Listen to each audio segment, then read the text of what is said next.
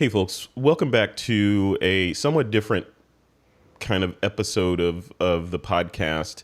In this episode, I'm joined by my friend, Mr. Pye Jirsa. He and I are gonna we're gonna be talking about kind of what's going on. You know, what's going on in the world today with the not so much the pandemic stuff, but the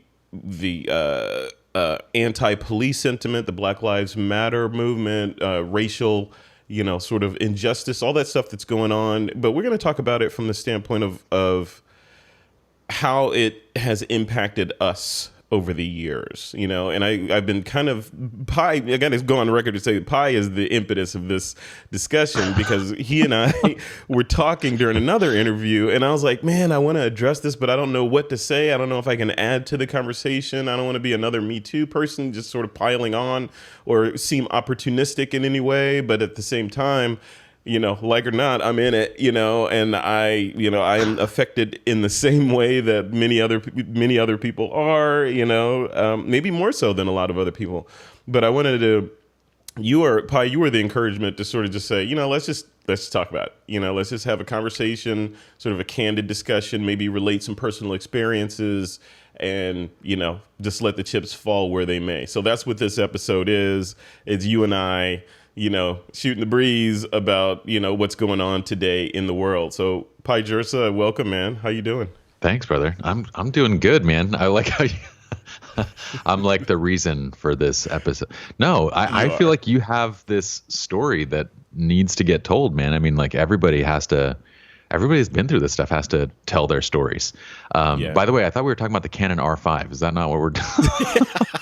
That's called a bait and switch, buddy. That's not what we're doing. That's a bait and switch. No, you're not interested in that model. Is this model over here? But there's something we have to address right off the top before we start talking. You're in your bedroom. This is intimate. You got a candle lit. You got a beautiful woman on the bed behind you. Like, what's going on? Like, I've got multiple candles. These are my Do you content. Want to reschedule? Every time I'm recording content, I light up candles. It makes me feel good. It makes me feel good. Okay. And this is my lovely partner in crime, Yen, in the background. What's up, Yen? This is what the professional work life looks like now, especially when you're dealing with a pandemic and you have 3 children. And like, who are you going to get now to babysit the kids? Like while everybody's, so this is what work life looks like now. I like it. Why would you want anything else? Let's just keep it like this, right? So what else do you need? You got candles, you got a beautiful one on the bed with a MacBook, just keep it like that. If Frederick, you can make money in this situation, I'd like an office. Keep it. For starters, I would love an office. I would love for my desk to not be 2 feet away from my bed. Oh, yeah. But yeah. Well, mine is 30 feet away from my bed, so it's the same thing. But I have a door. So let's dive in, man. Let's chat about this stuff. I thought we would just sort of step through it from a, just like go with the breeze and see where the path leads. And I can kick it off with just sort of maybe I'll start it off with my hesitation and why I was hesitant to come out until now and talk about this stuff and what that looked like. And the main reason for that was, like you and I discussed, Pye, was, how do you, people like me in the tech industry, people like me, i.e. African-American males, young, that are nerdy, that are in the sort of tech industry, working on podcasts and photography and, building community and digital products and all that stuff. The demographic of the audience that I play in, as you know, is probably very similar for SLR Lounge, is, heavily white male. That's the demographic that I'm playing in. And as a result, not that that's a racist community by nature, but as a result, there's certain, people tell jokes and little side comments here and there. And, there's an opportunity to make a, sort of a racial parallel or something, stuff like that. Yeah. There's sort of a constant undercurrent of that. I remember we do this member mixer every Friday for the Twit Pro community. And I think it was the last one or maybe it was the one before last, but we were talking about, I'm on this sort of bent this tangent of wanting to get a motorcycle, right? So I was sharing and I was late to the mixer because I was down looking at a motorcycle in San Jose. So and I shared a picture of the motorcycle, and this beautiful black Indian motorcycle, and behind it was a Triumph that was white. You know, you guess where this is going, right? The easiest place that it can possibly go. Right. And, I was thinking in my head, I was like, that is just like T-ball, low-hanging fruit.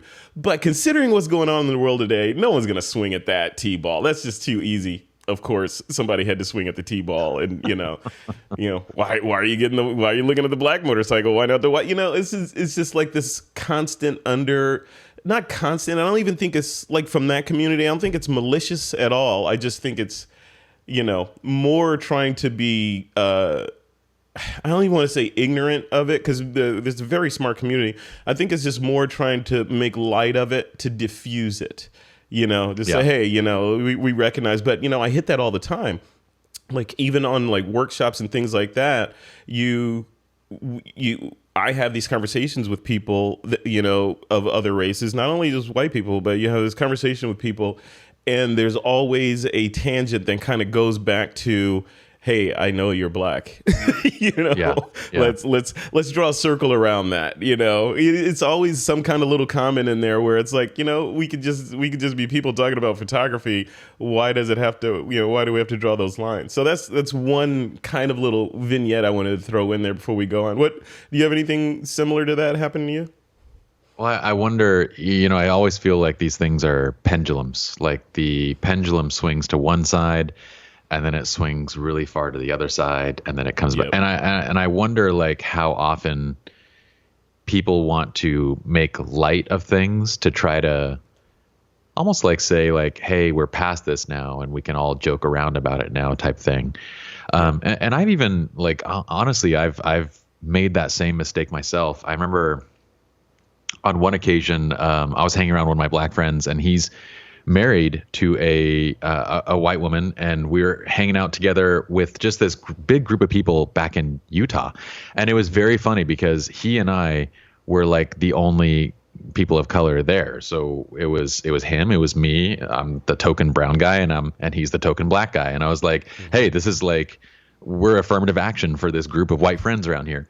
And I made everyone uncomfortable. Like, and the person that I thought would be the like into that joke the most was my black friend, and he was like, no dude, that made me super uncomfortable.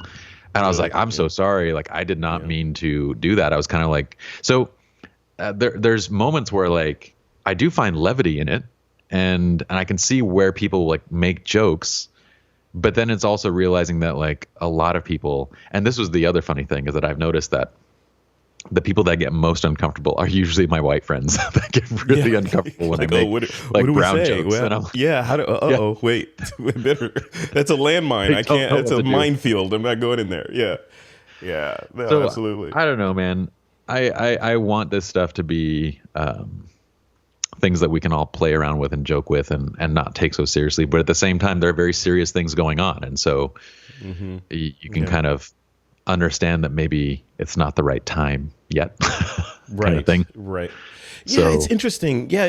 Like I think part of this has been sort of an ongoing pent up series of or a source of stress for me. I think ever since Trump got elected, it was a revelation, just looking at the numbers.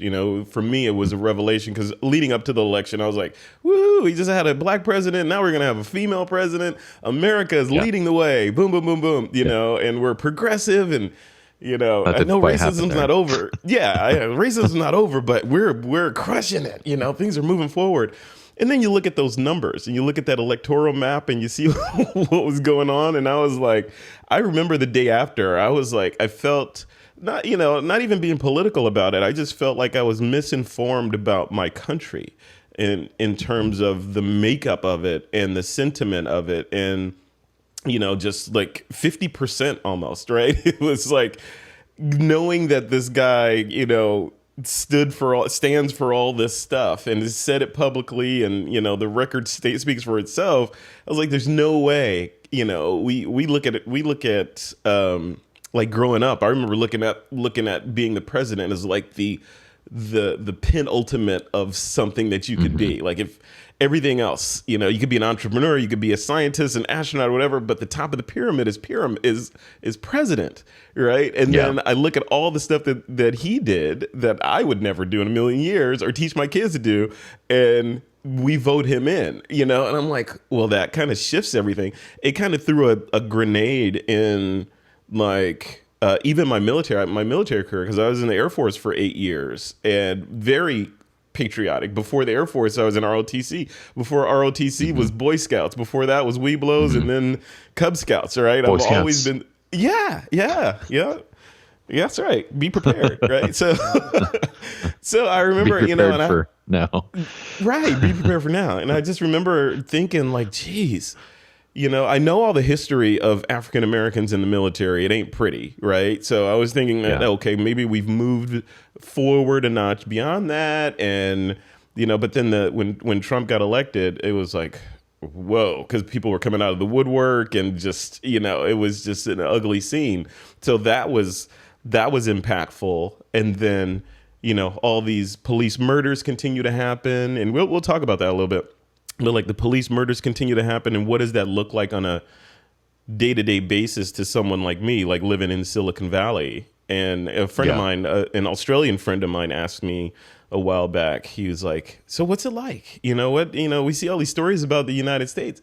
What's it like actually being a black man living in the United States?" And my response to him was, it's kind of like, it's hard to draw a circle around it because there's so many facets to it. But it's kind of like you get to live, if you were here in the United States, and he's white, right? So it's like, if you're here in the United States, it's kind of like you get to exist without gravity. I have to live with gravity, right? Constant gravity when I go out, and that manifests as, okay, let me make sure I have my wallet with me in case I need to produce ID. Let me make sure I have this. Let me make sure my car headlights and taillights are good to go. All that stuff, where other people are just like, whatever, let's just go. And, so it's a culmination of all that stuff that is just a constant pressure, or a constant, you live in a different atmosphere than other people. And that's that whole white privilege thing, because they don't have to live, for the most part, in that pressure or in that environment, of uncertainty, or being looked at when you're shopping, or, having to second guess everyone's intention. Like, is that person not calling my name in line because I'm black, or is they just forgot it, or in Starbucks, why is my drink taking so long? When it could just be taking long. So you have that level of paranoia and overhead that other people don't have to deal with, which is exhausting because you're constantly on. Yeah. What about you, man? Well, I don't think this is one of those topics that, like, it's difficult to explain to anybody that hasn't gone through it, because like you said, from the time that I was basically old enough to be aware of the color of my skin, which is like 8 years old, I knew that I was different. I mean, I grew up in Salt Lake City, which is in the 80s, it was one of the least diverse places you could possibly be. Most everybody there was Caucasian, Mormon, LDS community, and most of them are good people. Like, it has nothing to do with them as people, but it has to do with the types of implicit biases that we grow up with. And every day I was made aware of the fact that I was different. At school, the other kids teasing me, making fun of me, to the point where it was just, it was natural. It was one of those things that this is part of my problem set of life that I'm dealing with. Now, when it came time for the Gulf War, and then from basically the Gulf War on through to 9/11 and past, then it became a very different thing. Then it's not only are you different, but you're bad. And it was a very different experience going through my childhood. And I want to talk more about your experiences, because I think all of these subjects are fascinating to hear, and people don't really know what it's like to leave your home. I mean, my childhood was leaving my home every day to go to school and just wanting to come home safely, knowing that I probably wouldn't, knowing that I was probably going to get jumped. Kid was going to jump on my back, start punching me, start beating on me, either in the hallway or on the bus ride home or on the 3-mile walk thereafter. And sure enough, almost on a daily basis, it was either being attacked or verbally assaulted. And I would come home and I would hide it all from my father because, well, dad's not going to make it better. I grew up in a single parent household. Mm-hmm. And had I told my father those things, my dad was the kind of person that would run out into the street in his underwear just to yell at somebody that was doing something wrong. So there ain't no way I was going to tell my dad, and he was just going to try to insert himself into it and make the whole thing worse. Yeah. So I would just cover it up, and it just became that problem set that I would deal with. And so to try and explain, and I wrote a post up on Facebook kind of explaining a lot of it, or at least trying to. And I was saying, like, words like camel jockey and sand nigger and all these negative terrorist and like Islamic jihadi and all these things. These were common phrases for me. Like these were just other nicknames that I had growing up. Yeah. And I didn't realize how messed up they were until I was, much older in life. And when I moved away from these places and realized, like, hey, that wasn't right. Right. So like you go back to kind of explaining to your friend what it's like being black in America. And I can understand it to the best of like for me, it's difficult to understand even with the experiences that I've been through, because to an extent, most of that, what I experienced ended when I was about 25, 26 years old. Most of it was over with. Now some of it's under the surface and some of it you deal with here and there.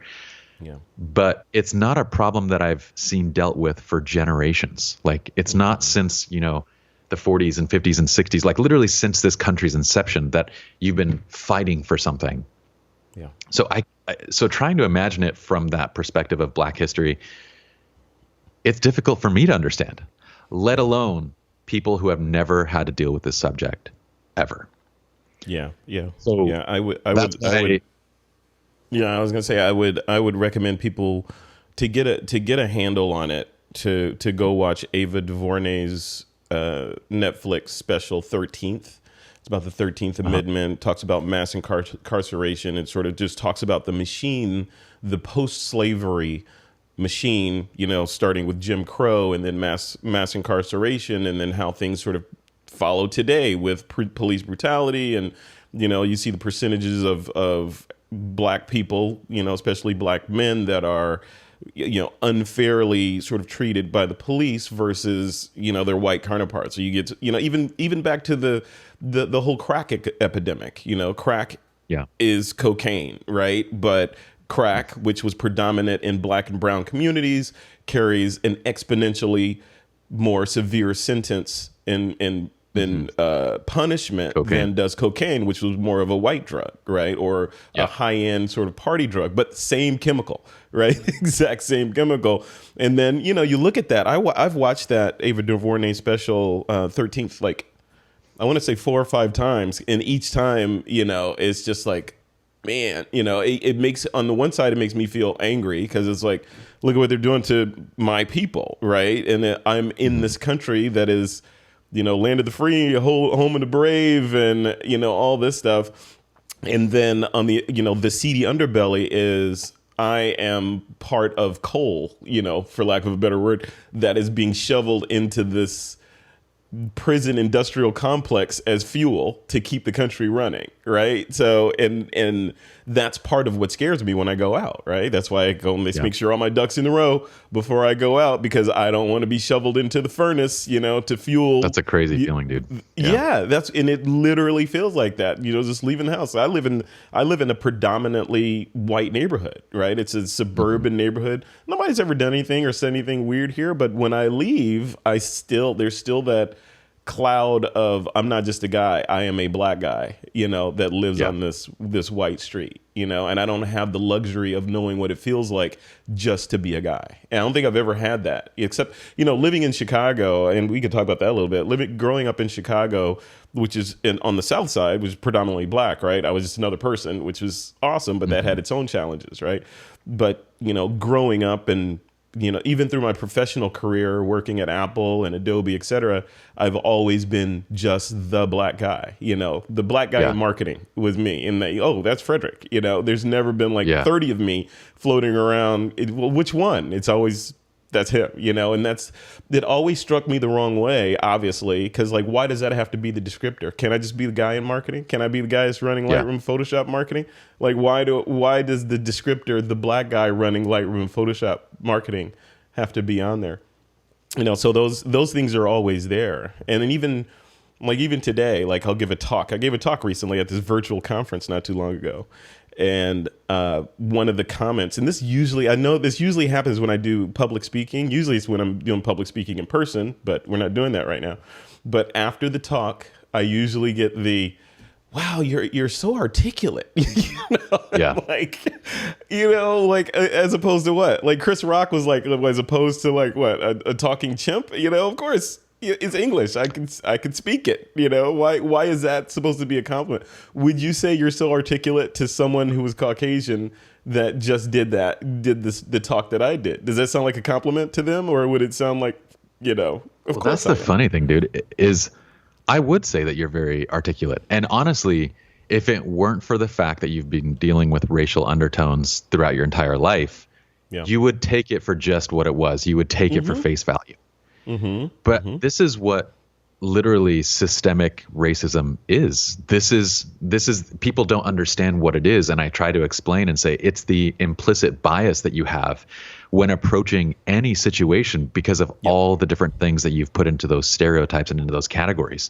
And it exists everywhere. And you mentioned something very interesting with Trump going into the office, and I try to stay, outside of politics for the most part. And I say, like, Trump's done good things. He's done a whole bunch of bad things. Like it kind of goes across the spectrum, but never once have we seen a president who literally just has no brain to mouth filter. It's like there is no filter that of the things that come out of his mouth. And so it's crazy. You see something so transparent, and it makes me wonder, is our country I have to believe that the racism that we're currently seeing, it was under the surface the whole time. I think just because we have a leader now who says what's on his mind regularly, everything that he thinks is transparent, that we're starting to see more transparency under the surface. Like people are coming out and doing things that, wouldn't have happened before. So it's very on that way. But when taking back to that statement of like, you are very articulate, that's something that I would say to you. Like, you are very articulate, and it has nothing to do with, it's not you're articulate for a black man. It is you are articulate. Like, that should be a compliment, but we interpret it that way because it's like, well, would you have given another person that same compliment? Or is it just because of the color of my skin? Is it because you don't expect most black people to be this articulate? Is it because that's the undertone, and you get to the implicit bias and the systemic racism? This is the effect of, and we're all guilty of it. It's that, I get it. Like, there's so many movies that have depicted it where they show two black men walking down the street. There was one a while back that won some Academy Awards, but it showed like two black guys walking down the street, and then the white people on the other side of the road were like, let's cross over. Like, let's just cross the street so that we don't have to walk by them because they think they're going to be dangerous, right? Yeah. And this is literally that systemic implicit bias that you're raised with. It's all the news and all the media and all the attention and everyone pointing to these types of people are this way. Yeah. And you can find that bias everywhere. I just don't think it's as pervasive as I don't think it's pervasive anywhere else as much as it is in the black community, at least not for the duration of time that it's been. Like during 9/11, it's fair to say that most Middle Eastern brown people went through hell. Like it was just, you're constantly being screened at the airports just because you're wearing a turban. People look at you funny. Like it's that same thing. But this goes on for 5 years, maybe a decade. Mm-hmm. That's how long these individual groups experience it. This has been going on for how long inside of the black community? Hundreds of years. If you want to go back to the very beginning, and it's interesting because it's hard to put into words because you look at this stuff and it's like you want to. I'm a benefit of the doubt person, but then at the same time, I enjoy self-preservation, right? And and there's that self-preservatory gene that I have in me, and I boil it down. Like you said, both sides, right? So I boil it down to just human nature, right? And I use what I call the sort of the jelly bean model, right? So you have this big jar on the kitchen counter that's full of all different color jelly beans. One of those jelly beans is 100% cyanide, right? So, Yeah. and that if you eat that, there's a chance that if you eat one of those jelly beans, you might get the bad one in there. I think that sums up racism. The vast majority of those jelly beans are fine, right? But there's one in there. That means, from my perspective, if that's in my house sitting on the counter, that entire jar of jelly beans is suspect and it's garbage, right? So I'm not gonna take a chance or let my kids or anyone take a chance eating those because there's one in there that might kill them, right? And the same thing goes for police brutality. They say, not all police are bad, but if I'm being pulled over, there's a chance that's a cyanide jelly bean pulling me over, right? And on the other side, if all you've been exposed to is that black people are bad and they do this and they're dangerous, and black men, all they want to do is, rape and steal and all this stuff, your self-preservatory sort of gene kicks in, even if it's just me walking down the street or, one of my friends or whatever, that your preservatory is like fight or flight. I'm not going to chance it because he might be a cyanide jelly bean and move to the other side. So how do we get past that? And with the whole "you're so articulate" thing, it's the same thing. Maybe a lower level, but it's a similar thing where, benefit of the doubt. This person probably means nothing but great intent. They had no ill or malintent in their heart when they said that. But on the other side, from my perspective, I'm thinking, are you one of those jelly beans and you're just saying that because, and it's hard to, it takes a lot of mental fortitude to get beyond that, and to for sure. Yeah, to look beyond that. And it's like, this person didn't mean anything. This person's just a normal person. Starbucks didn't give that person their drink before mine because they're favoring them. Mine took longer to make because I had caramel in it, or something, something like that. You have to think that way. You have to, it takes deliberate training and education on both sides of the fence to overcome this implicit bias this is the weird thing is, despite my own life experiences telling me that if I were to look at the number of people that did negative things to me and said negative things about me and did me wrong, the vast majority of those people would be white people. Yeah. But I have to train myself and remind myself that, well, one, the vast majority are probably that because I'm surrounded by a lot of them. It's just sheer numbers, right? It's not anything to do with the actual race. It's the sheer numbers of the statistics of it. And then two, why is it that despite that, we can have this underlying, we're psychologically trained to think that the majority of people that are incarcerated are people of color, and the majority of people that are doing things wrong are people of color. And it's not just that we're like, it's not, the statistics show that, but then it gets so pounded in your head that you start believing that, oh, well, it must be this. Like, you have this underlying belief of like, yeah, we must be more inherently bad or something is going on.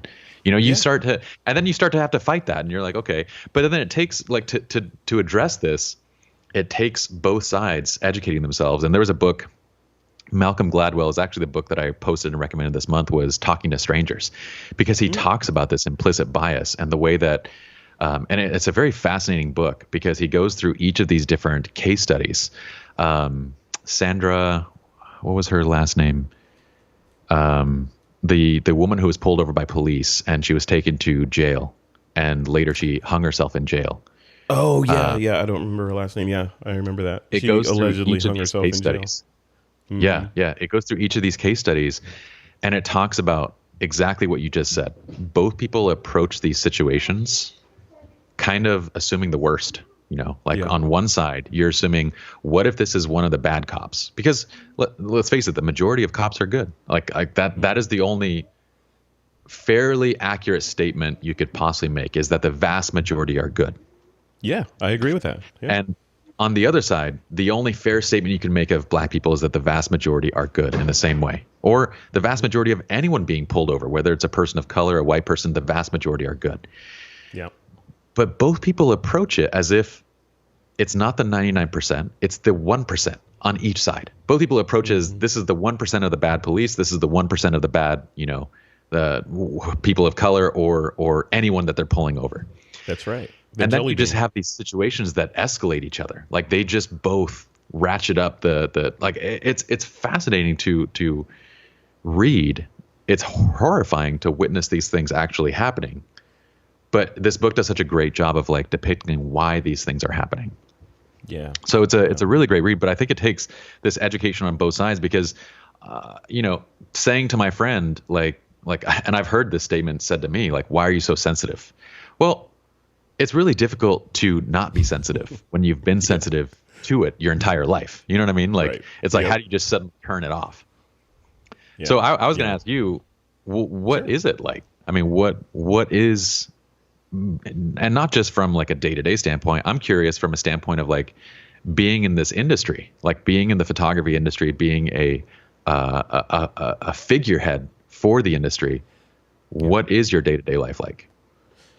Yeah, I mean, that's an interesting question because I would say it's no different than anyone else, I guess, because it's in the world of photography, it's you're judged on your work for the most part, right? So I don't get, I'm not getting people shouting the N-word out of the windows or anything like that. I think any kind of racism that I experience directly or overtly in this industry would be sort of behind the scenes, so if you're like in corporate and the stereotypical, hey, why did Joe Bob get the promotion over me when I know I'm 10 times better than he is? Or, oh, it comes time for layoffs and I know I'm doing a good job. I'm crushing it over here. Yeah. So why am I carrying my box out to the car? And the dude that shows up late every day, but happens to have less melanin in his skin, he gets to stay, right? So it's those kind of things that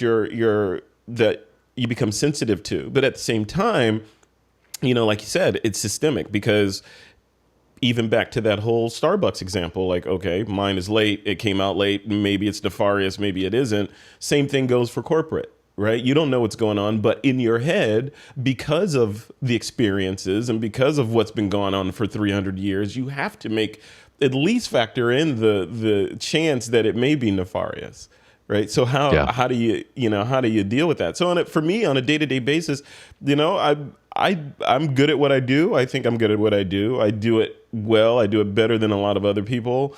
And race, from my perspective, very rarely, if ever, comes into play, except when it's in that, like we talked about at the beginning, in that jovial kind of, hey, Frederick, you're going to get the black motorcycle or the white motorcycle, that kind of thing and then you have to, like me personally, that is a conscious decision on my part to not engage on that. It's a skill to like laugh it off and, you're an idiot. Anyway, let's talk about f-stops and shutter speeds, So I have to take it down that route because it's unproductive to be like, get my feathers up about it. Like, let me make this a teachable moment every time that happens, right? I'd never get anywhere. Right? You don't have enough energy also. No time or energy. You have no energy. And then you're labeled as this guy, it's like, it's not that serious. If you say something completely offensive to me, use the M-word, you talk about my family or something like that,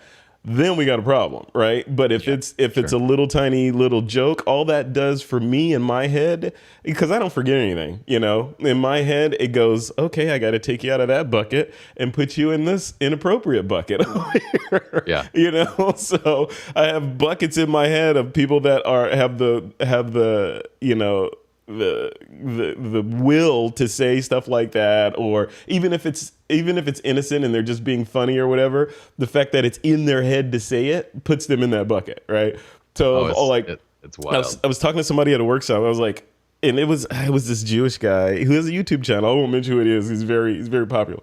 But we were talking, we were at this Panasonic press event thing, and we were on the bus out to one of the events, and he, what did he say? For some reason, and you can guess where this is going, right? So we're on the bus, and I moved kind of close to the back of the bus. Yeah. Right. Just not thinking about it. It's like, all these are taken. Yeah. I want to sit by myself. There's an open seat back there. Let me go sit back there so I can look out the window and take pictures or whatever.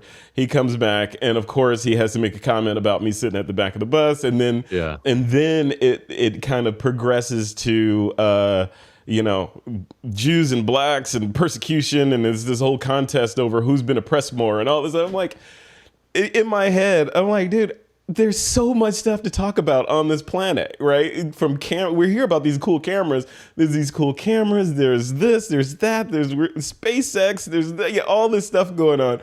But we have to talk about this. Like, why? Why do we have to? Why does the conversation need to be? Why do you feel like that is what our common ground for us to bond on is our mutual persecution by white people in the past, right? So and that's what I have to go through. Those kinds of things is what I have to go through. Being the black guy in the tech in this position is, I am the black guy sitting at the back of the bus versus just some dude sitting back there that has a podcast. Let me go talk to him about his podcast. And it's let's open with race. That's interesting. Yeah, you sucks, literally, but I'm used to it. For it. Yeah, It's kind of like it's interesting because like I do feel like, so I joke around a lot, and I'm a spiritual person. I grew up in the LDS faith, and I'm not practicing really anything anymore other than just my own spirituality. But I've always held to this belief that I feel like if God does exist, I do believe that he or she would be a very funny person. Like I cannot imagine a God that does not have a sense of humor, if that makes sense. And I would also like to think that, looking back at some point, you have to think certain things are pretty funny. Like that, like I'm kind of one of those people who, if I were a stand-up comedian, I feel like nothing should be off the table. Yeah. Like you should be able to make fun of everything harmlessly, and joke around things. At different times and at different places, obviously there's times where it's appropriate, where it's not. So I do feel like I would like to one day be able to joke about this kind of stuff and be like, there are funny things that our kids happen. will. I think our kids will. Our kids will be like, geez, our parents and grandparents were idiots, man. There has to be. I kid you not. This is one of the stories, and this isn't even like an old one. This is a recent one. I walk into my friend's house, and I'm gonna not use any names whatsoever along this path because I don't want anyone to be identified in this. But I walk into a friend's house. Her mother is there. We all know that her mother has a tendency to get a little loopy. Like she'll sit back on the cough medicine, and she'll also pop a few pills just to get a little bit of a good feeling. Like this is how she vibes. Okay. And usually when she does this, she's like vacuuming and like cleaning and doing all this stuff like around the house, and she's just in this loopy attitude. And this one time I walk in the house, and it's very clear that she's in this state of mind already. And the first thing that she says, she goes, "Oh my goodness, the terrorist is here. La la la la la." And I was like, wow, that is, you are kidding me. The most hilariously offensive thing I think I've ever heard in my life. And it was kind of like one of those things where like you like, you have to choose not to engage. Yes. And I would love for our society to get to a place where all of us are just like, we all say stupid stuff all the time. Nobody means anything by it. And it's, everyone's got a good heart. But that's clearly not where we are right now. And right. A lot of people don't have good intentions when they, joke or say anything. But I'm with you where you have to very much pick and choose the battles. Like there's too many. If you get engaged into every single one of them. And this was one of those instances where I was like, okay, I'm going to excuse myself to the other room now. And like, you do your thing. And she didn't even remember saying it like later. It was quite funny. Her daughter was mortified. She was like, "I can't believe you just did that."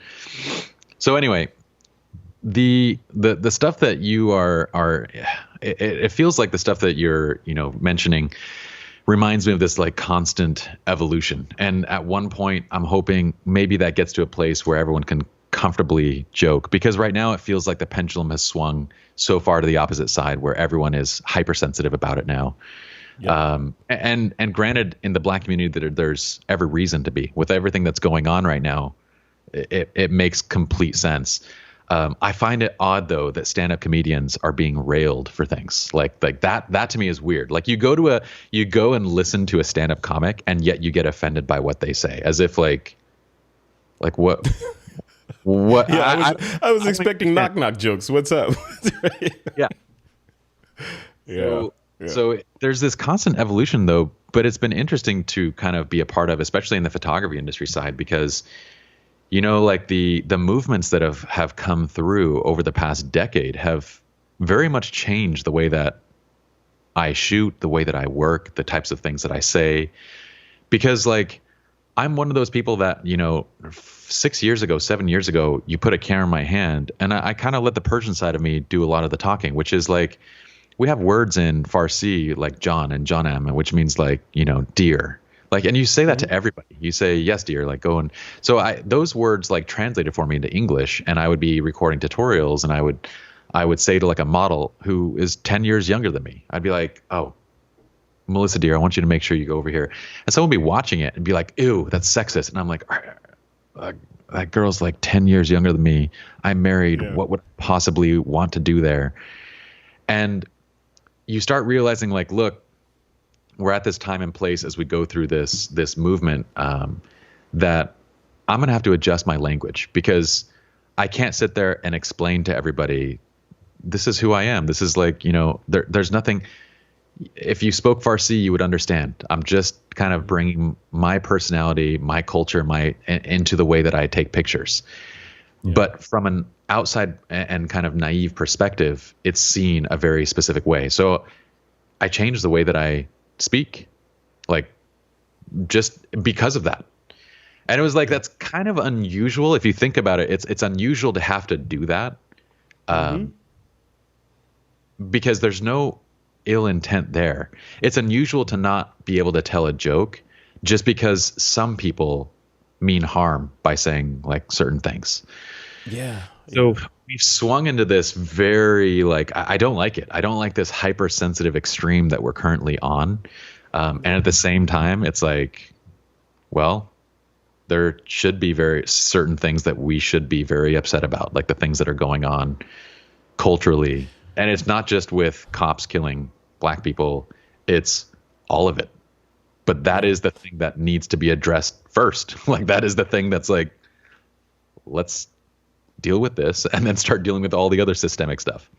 I agree. Yeah. I mean, it's on the one hand, it's like, yeah, it's swinging far in the other direction, but on the other side of that, it's like, it's not going to be surgical. Right. There's no way that it's going to be like, OK, these are the 4 or 5 levers that we need to switch and throw funding at in order to make everything OK. It's more of, yeah, it's like you got to throw a bomb in there and then sort of figuratively speaking, people, and then rebuild. I'm offended by that reference. I didn't even go in there. I was going in the riot direction. Frederick. I'm kidding. No, What's you're the matter with you? Right. Like it's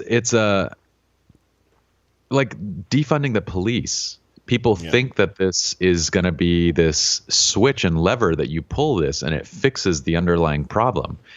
And I can't be the only one that thinks that that's insane. That's an extreme reaction to something, thinking that you can pull a lever and fix it all.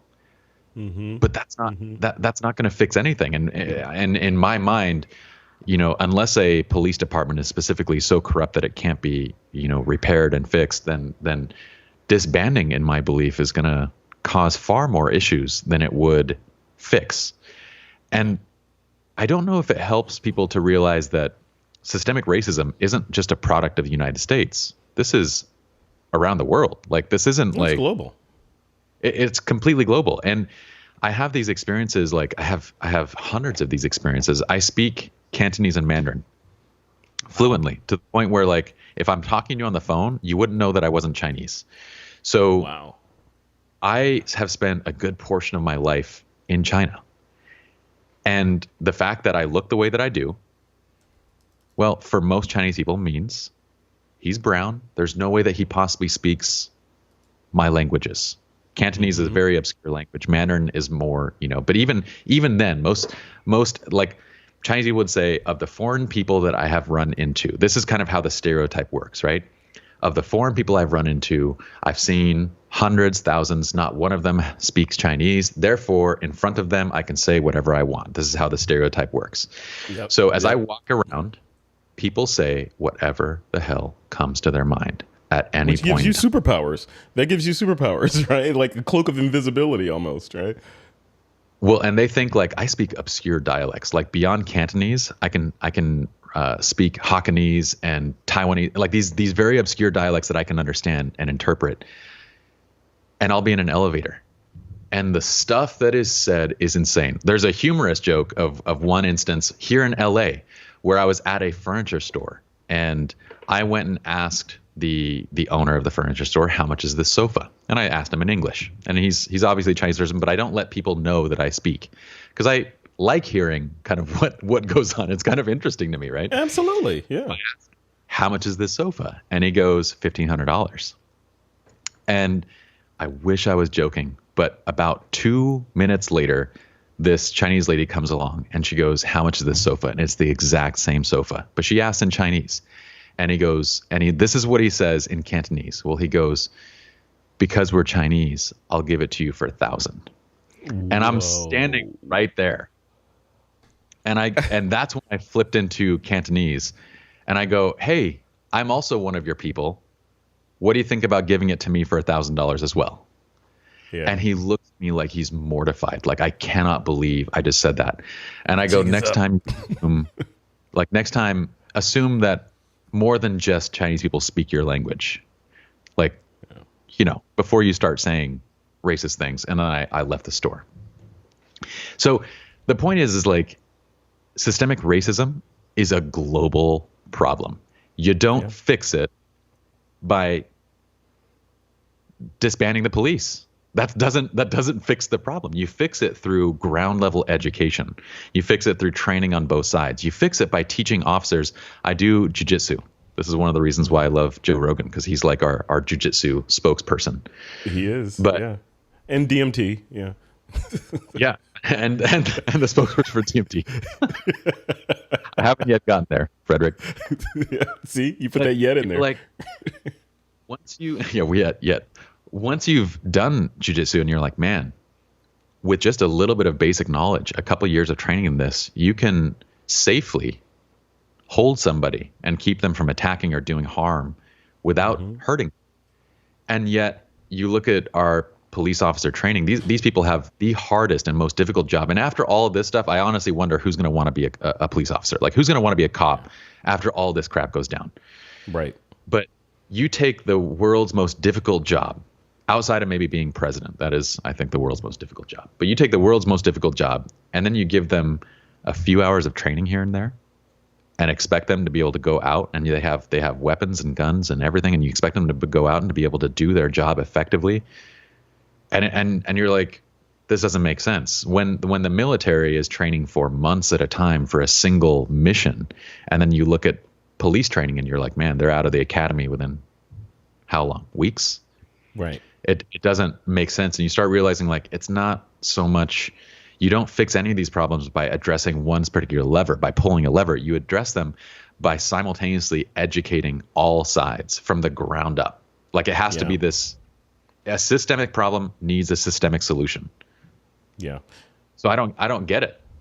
Well, it's that's half of it, I think, because you need the training and the education and the experience which comes with time, but you also need accountability, right? I mean, they tried it with the body cams and all that, and sometimes the body cams get inexplicably deactivated and then turned back on, so so you need real accountability and and punitive punishment that's severe for people that do crazy shit, right? So you put someone in a chokehold and either take their life or for no reason, or you shoot somebody in the back, or all this stuff just sounds like science fiction. It's like, of course the person that does that needs to be punished or something punitive, but we haven't even had that level of punishment for the offenders, right? It's been, I'm not going to get in trouble. And if I do, and I'm talking about the bad police, right?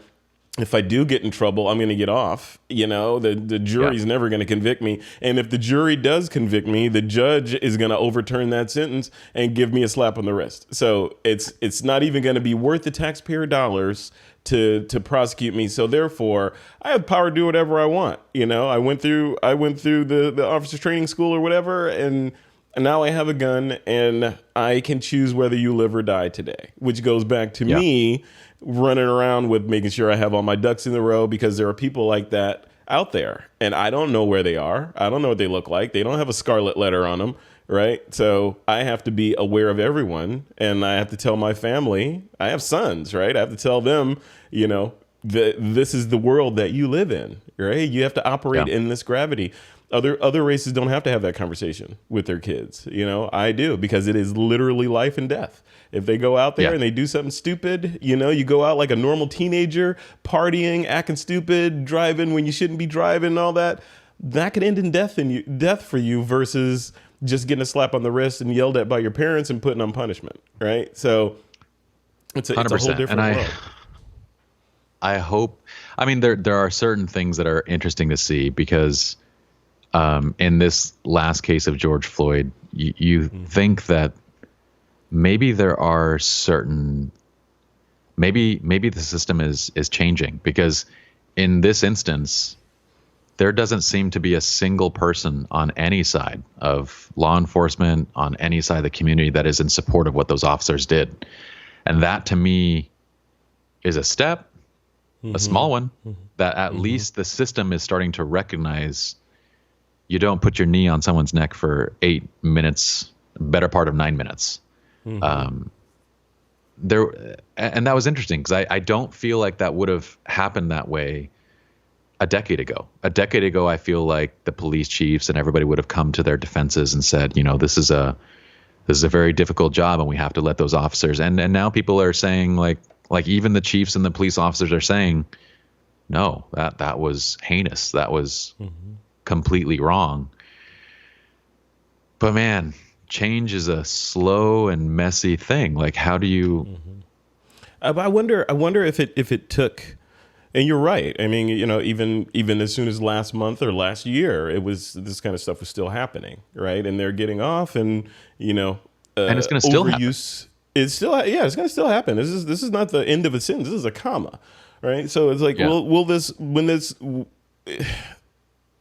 when this stuff continues to happen or happens again, all these riots and unrest and every talk show on the planet talking about, and every ad that you see now has to have a black face in it. All this stuff means that I think it points in the direction of, if you're not going to police your officers, we're going to police them for you, right? And have that conversation. It's not going to be you just do whatever the heck you want to do, and then mosey on and go about your day and go have your dinner at night, while this person's sitting in the morgue. There are damages that will occur if you do this wrong thing. I think that's part of what all these protests and riots are leading to. But like you said, at the same time, I think it's the wrong direction to say, we need to defund the police, erase, control, alt, delete, start from scratch with law enforcement.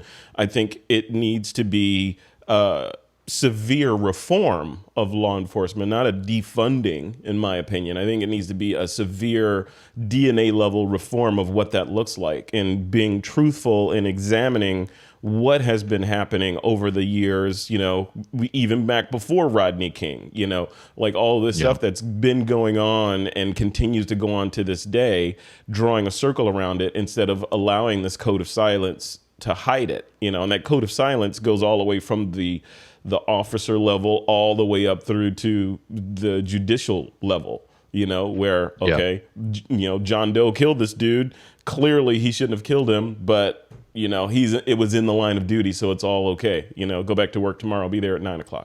So, it's that kind of stuff that is no longer, I don't think it's going to be tolerated anymore, because I think even on the officer side, an officer is in a situation where they feel like, okay, whether right or wrong, I'm at risk. Should I use lethal force? Or if I use lethal force, will it end up with people burning targets down in my neighborhood? Right. 100%. So, right. It's that level of community enforcement that we're looking at, I think. But what's happening right now is that pendulum is swinging hard to the other side. And I feel like it needs to swing. Like, all the protests need to happen. The riots, I think, are a very different thing, because these are a lot of those. When it comes to protesting, again, it goes down to 90 whatever percent, 90, 97, 98, 99% of these people are doing it for the right reasons. The rioters are generally not even part of the same cause. I mean, it's a lot of people that are just taking advantage of the situation, but it's Sure. Yeah. there's again, it's this symptomatic problem of this bigger thing. Martin Luther King had a saying about that. That was, I posted when I wrote up my thing was, but when it goes to, I'm trying to think, 'cause like, the pendulum needs to swing to that side. People should be angry. Like, these things shouldn't happen. And I feel like I get, there's a lot of friends that I have that, again, usually these are people, and I don't want to just put this on like these are white people. It's not. It's people that have been fortunate enough to not have to deal with race in their like racial issues for a vast piece of their lives. Yep. They are curious as to, well, I get that this bad thing happened, but why is everybody so angry? And I think it's important to, in these cases, to not get angry with people who are naive in this way, because if it's a problem that you've never dealt with in your entire life, it's difficult to understand it. Like I said, I've dealt with this problem for decades of my life, yet it's still difficult to understand the severity of what's happening. So there is some, explanation that needs to happen. And I think the best thing that needs to happen is all of our friends need to step up and tell their stories. Like, we all need to get up and tell the story so that our other friends can understand what's actually happening. Because they come and they say, I don't understand the anger. And afterwards, I explain, this is what a day in the life of looks like. Now amplify that times this many years. And you can see that you would be angry too. Like, you need to be angry. You need to stand up for yourself and to fight. And this is the other interesting thing. Now, you need to stand up for yourself and fight. We don't need to riot. But again, these are symptoms of a bigger problem. These are people taking advantage of standing up and fighting and protesting and using resources focused on that. And then other people take advantage and go do those things. But from the thing that I say is, like, step up to the plate and share. Because what's interesting is in the photographic community, so many companies, and we've been like called out too. And like I had one of my friends, she was like, hey, why is it that, you guys don't have more ambassadors that are female? And I go, she was wondering, like, are we sexist? And I go, absolutely not. I go, we put these calls out to everybody. These are the people that are stepping up. So like, you and I can't tell you how many times it's so funny, because I was talking to another friend of mine, and she was like, yeah, you need to get more people in those positions. And I go, I've asked, before I asked that one guy, I asked 5 women if they wanted this role and job, and they all turned me down. Now, I'm not going to put someone in that role that's unqualified just because of race or sex.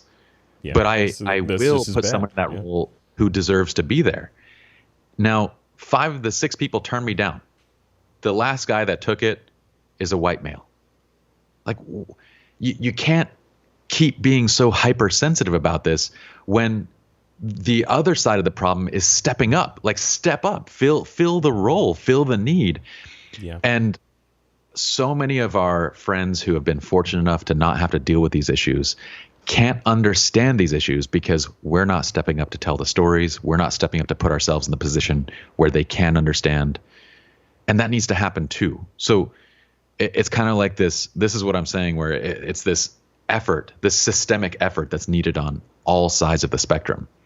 Yeah.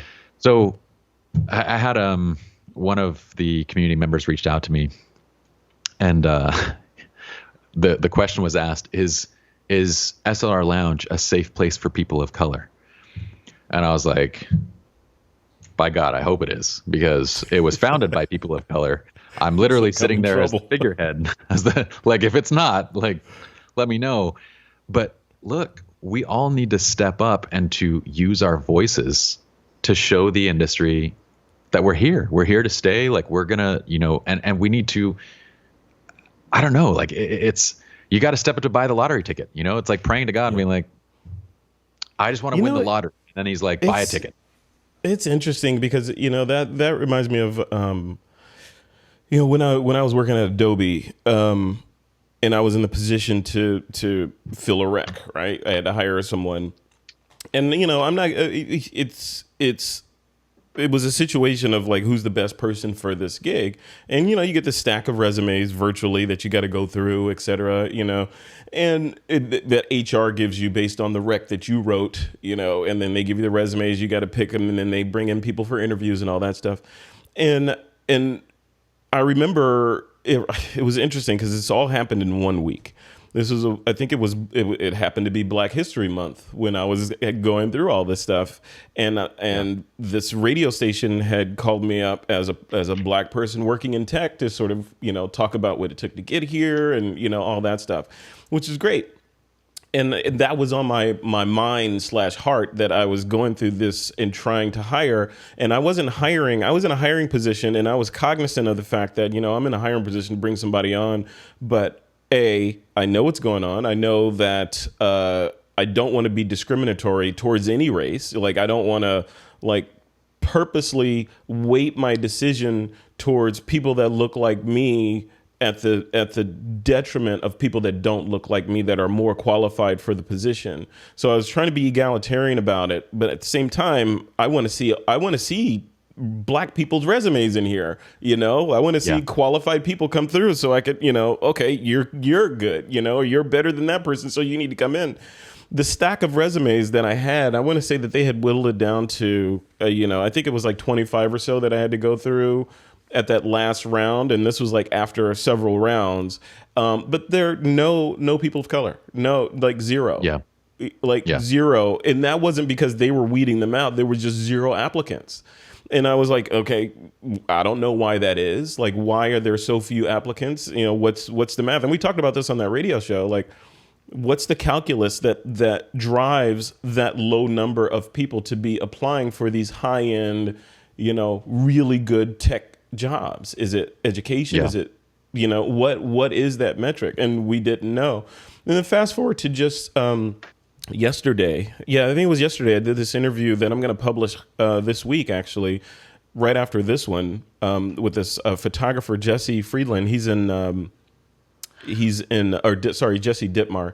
He's in New York City. He's in Brooklyn, and this guy is like the photographer that shot the who's who of New York, of celebrity culture. He's that guy that hires the crew. He used to assist for Andy Leibovitz. He's one of those guys, right? So and we got to, obviously this stuff is on my mind and my heart. So the conversation kind of went to there, especially since he's in Brooklyn, and that's where a lot of this stuff is going on, including being ground zero for the pandemic, and all that stuff. So we started talking about that. And he said something similar to what I was saying when I was at Adobe. He was like, I want to hire people of color, but nobody's applying to be my assistants. It's like, Yeah. I want to hire women and people of color, but I can't because they're not applying. And he didn't know why. And then the conversation continued, and I'll link to the conversation, but the conversation continued, and we both unilaterally came to the conclusion that it's not as simple as people aren't just applying. It goes a level deeper than that. Because I was like, either he said it or I said it, but we're like, what are the parameters around being an assistant for someone like you? He's like, you got to be willing to work for no money. At least in the beginning, you got to have completely flexible schedule because I might get called to go shoot over here at a moment's notice, and you got to be ready to go. Right. That goes to the systemic problem. Systemic problem. Like, I was like, people of color gotta eat. You need food. You can't be ready all the time. And he even he said on the recording, he was like, yeah. Now that I think about it, even him assisting for Annie Leibovitz was only possible because he came from a family of means, and he didn't have to worry about eating. He could say, yes, I'm available 100% of the time. Just call me when you need me. I'll be there, Annie. Boom. With bells on. And you don't have to worry about feeding a kid. You don't have to worry about rent. You don't have to worry about anything. He could go and do that. The vast majority, because of all these different parameters that are in place to, sort of keep, not even some malicious, some not malicious, some just systemic, like you're saying, but that keep minorities down, mean that you can't do that. You're not coming from an affluent family, 9 times out of 10, that you have the ability to have that level of flexibility that would then lead to an internship with Annie Leibovitz, that would then lead to you being a highfalutin New York City photographer. The other side of that coin that we were talking about is, it seems like it's basic physics, right? Path of least resistance. If you think, hey, one day I'm going to go intern for this guy, and then I'm going to open a studio, and then I'm going to be shooting celebrities, and I'm making gazillions of dollars.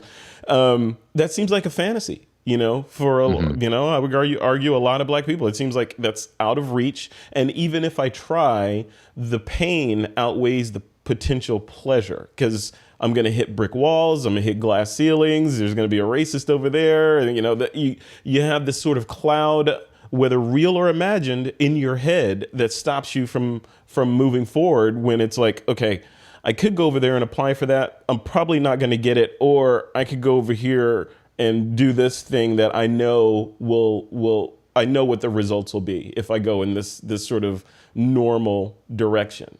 So it goes to what you were saying, Pye. Yeah. That's the systemic part of it, right?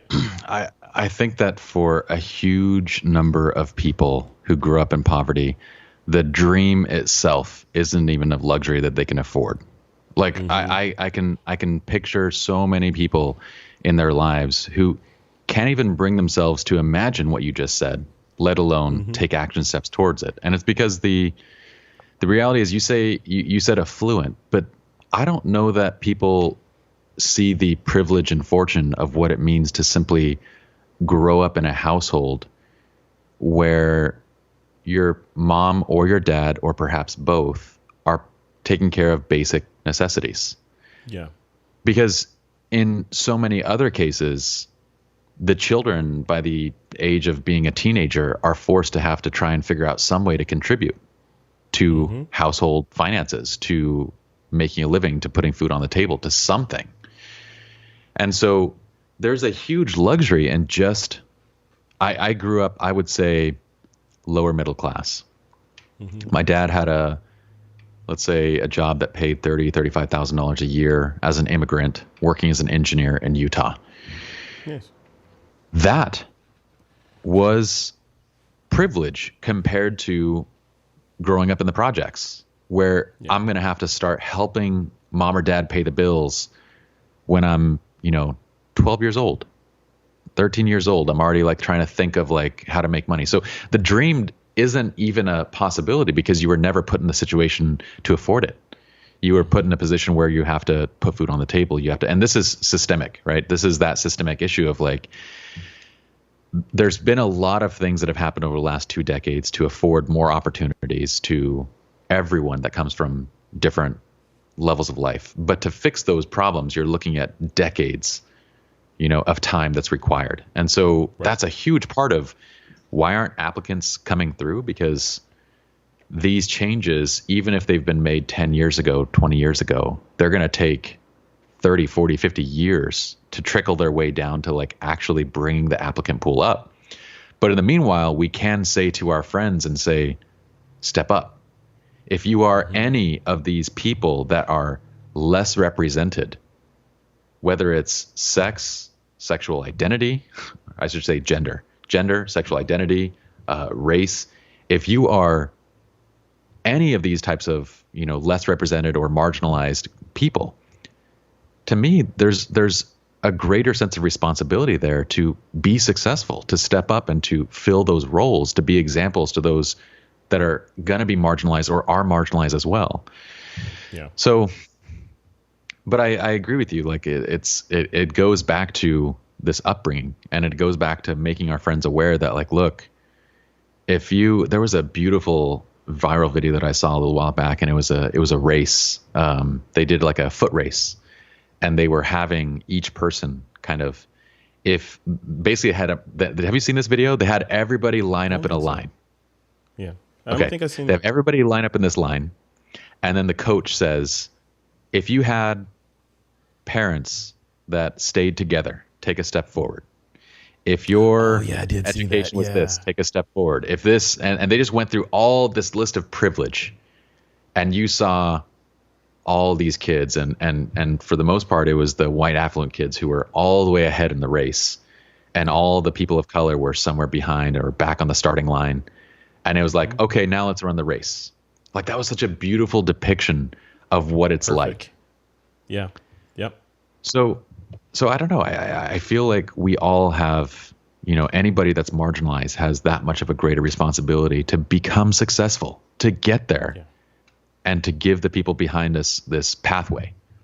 Yeah. And the other side of that coin, though, is, sometimes you just want to be another person, right? Sometimes, and maybe that's a fantasy, to think that, it's just going to be this homogenous beige world of people where like MLK said, people are judged on the content of their character versus the color of the skin, right? So that's the utopian look at things, but that's kind of where you would like to be. Like that's where I would like to be. I would like to be in a spot where it's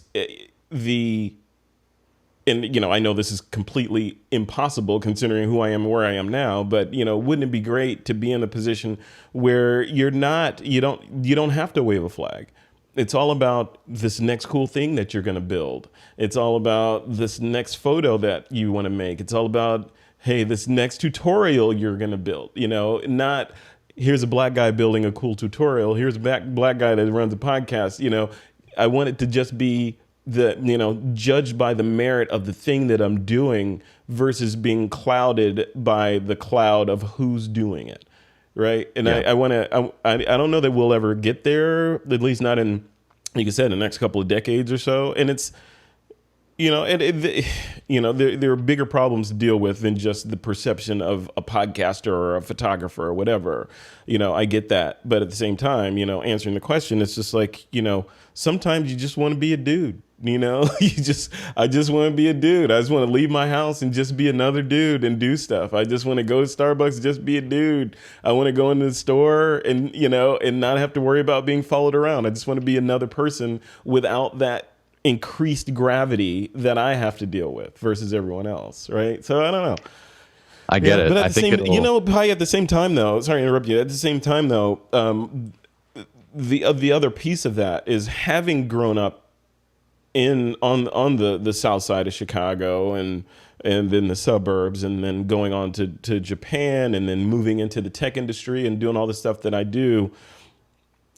Those, we're a product of our experiences, and those things have made me who I am today, and I like who I am today. So for the most part, there's some things I could work on, but for the most part, I like who I am today. And those pressures have created, like I say, pressure makes diamond, like pressure and heat makes the diamonds, right? So growing up under immense pressure and heat has made me a stronger person. So, but I'm not going to say I wouldn't trade it. It's like saying, I wish I hadn't gone in the Air Force. I love the fact that I went in the Air Force, because even though parts of it sucked at the time, makes me who I am today. I'm very organized. I'm very regimented in a lot of stuff, and I'm a neat, Yeah. tidy person, because of that. So I don't know. It's interesting. I agree that there's a lot of benefits to having gone through those things. Granted, Yeah. they're never things that we'd want our children to go through. But I like the idea of this utopia that you talk about, and I think Yeah.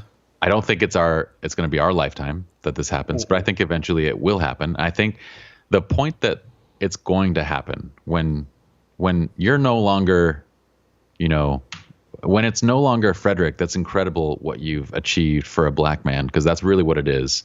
The way that people look at it, like no matter what they say, that is kind of the viewpoint of it. That will no longer be the case. It'll be just, Frederick, you've done really well for yourself as a person. That'll be the case when all of these marginalized groups have fought to a place of equality in general. When each of the marginalized groups have come to a place where everybody's afforded the same opportunities, where this is all in the thing of the past, then it'll become that utopia. But in my mind, until we get to that place, you and myself and everybody who is marginalized has that responsibility of that heavier weight on the shoulders of, like, kind of charging forward type thing, and Sure. and having to deal with it while creating an example for those that. But I'm with you though. I hope that one day it'll just be that. Yep. Content of the It's a character, not the color of the skin, right? Yeah. Yeah. So, It's a all right, very so interesting thing. we are over an hour in now, and I want to end on this. I know your girlfriend back there is like, would you please stop talking? Would you please stop talking? She can't even hear you. She's just like No. on her phone. there's a smile. She's just like serious, and Frederick I says, love "Would you it. please stop talking?" That's what your girlfriend is thinking right now. Would you please stop talking? She hears me talking all day long, so she probably does want that. That's awesome. So, No. so if you were to Pi, if you were to throw out, and we should this should literally be a series, as we sort of navigate through this new era that we're in. But if you were to throw out an end of episode, direction or thought, something for people to sort of gnaw on and think about as we navigate what's going to happen, tonight, tomorrow, next week, next month on this planet. Who knows what's going to happen? What would you throw out there for people to sort of get their brain around? I would say there's a lot of ugly things happening right now in our country and around the world. It's important to see the good that is happening, because while it's messy and while all these things are occurring and there's all these atrocities, there's also a lot of good that's occurring. And I feel like the media does a far better job of focusing on the negative than they do on the positive. And it becomes this ongoing kind of thing that gets ingrained in us. So it's seeing the positive and the good that's happening from everything that's going on around us. We've seen people come together over the last month in a way that I've never seen in my lifetime. And that's pretty incredible. And the second thing is, if you are one of the marginalized, I would say punch that ticket. Like, you got to go buy the lottery ticket, step up. Like, it's time to get on the train. Like let's go and let's like kind of be the change type thing. And it's a lot easier to do that when you can look at the positivity that's happening around you and not just fixate on the negative. It's too easy to fixate on just the negative. So focus on the good that's coming about it, and then punch your ticket. Yeah, I agree. And I would throw on there, a friend of mine always says that, I don't watch the news because the news is just full of bad stuff and it makes me feel bad, etc. I don't think that's the right tack. Yeah. I think Don't- that's Stay aware. Yeah, that's the don't test people for coronavirus, because that's what that makes the numbers go up, right? If you test them, then we'll know. If you test them, the numbers will increase. Stop testing, for God's sakes. So I think, stay aware. You got to stay aware. You got to stay informed. Knowledge is power. But the thing that I've learned over the years is, even people of color, especially, I think, have to have a superpower of benefit of the doubt. So you have to develop that benefit of the doubt. Not everyone's out to get me. It's not a persecution complex. You have to internalize that, but at the same time, you have to keep your your self-preservatory genes sort of in action. Like, if I run to In-N-Out tonight and I get pulled over for something, hands at 10 and 2, eyes straight ahead, no sudden moves, windows down, yes officer, no officer, because I want to see my daughter graduate, right? And that, unfortunately, that's what needs to be in my head. When I think about like law enforcement and growing up, especially growing up, like I said, Cub Scouts, Weeblos, Boy Scouts, ROTC, Air Force, all that. Those are supposed to be the good guys, and in my head, those are supposed to be the good guys, serve and protect. That's Barney Fife. Yeah. Barney Fife, from Mayberry with one bullet in his gun, right? That's supposed to be, the neighborhood cop helping get the cat out of the tree. Not the neighborhood cop with an assault tank and riot gear and tasers and M16A1s, all that stuff. It's supposed to be the other side. I think if we can move back in that direction and change public sentiment and mentality to thinking of law enforcement as allies versus adversaries, and, in the black community, instead of, serve, protect, and break a brother's neck, to serve and protect. You are on my side. I've never even heard that. Oh yeah, NWA, bro. NWA. Wow. Oh, that was NWA? No. That was a Tupac lyric. That was Tupac. Yeah. So Tupac? I'll send it to you. Yeah, I'll send it to you. No, what was it? Yeah, it might have been NWA. I'll be corrected, I'm sure, in the comments. But if we can get back to that, and change that sentiment, and and manage to stay alive and navigate things while we get there, because I think it's going to be rough over the next couple of years, right? As it's like any change, right? It's always shaky EKG, and then things kind of stabilize a little bit, right? Yeah. We're in that shaky, and any kind of change that's worth doing is hard, and it's uncomfortable. And like, Charles Darwin said, out of that adversity, the ones that can survive are the ones that survive and procreate and continue on. So we have to be the ones that survive and continue on versus getting sucked down into that black hole of negativity. So for sure, man. I agree 100%. I wish I could hear more of you. I want to hear more of your experience and everything, dude. Having served in the military, having done all this, I feel like you have a very unique perspective on everything that's happening. Man, I got stories for days. Good and bad. I'll tell you some of my Vietnam stories. Not that I'm old enough to have gone to Vietnam during the war, the Vietnam War, or they would call it the American War, going there, leading photo tours, and just sort of the experiences that I had there. Really, really interesting. Really interesting as a Black American going to Vietnam, or a Black American ex-military going to Vietnam, a communist country, and what my expectations were versus the reality. So we'll have to talk about that. That'll be a cliffhanger. Maybe if people enjoy this, we can do a part 2 and get into that. Absolutely. I'm down. I got plenty of hard disk space, man. I can record all day. Well, cool. Pye Jirsa, SLR Lounge. If people want to connect with you, see what you're working on, or communicate with you and tell you how they don't agree or agree with what we were saying in this episode, where should they go? Well, they can find me at Pye Jirsa on Facebook or Instagram. SR Lounge is where we do all of our full-length education for photographers. So lighting, everything from picking up a camera to running a professional studio. And then Visual Flow presets are our Lightroom development tools for raw processing. Got it. Perfect. That's about it. All right. And of course, I'll link to that in the blog post and the description on this YouTube video and all that stuff. But thank you, man. I appreciate you coming on, and thank you for encouraging me to do this, because, like I said, I was struggling. I'm like, oh, should I say anything? Should I, what should I say? Should I write something up? Should it be a Facebook post? Should it be a video? Should I not say anything? Do I have anything to add to the conversation? There's so many You have a lot voices to add, and I will be I'll be your wingman anytime, brother. But next time, you're getting into the stories. Done.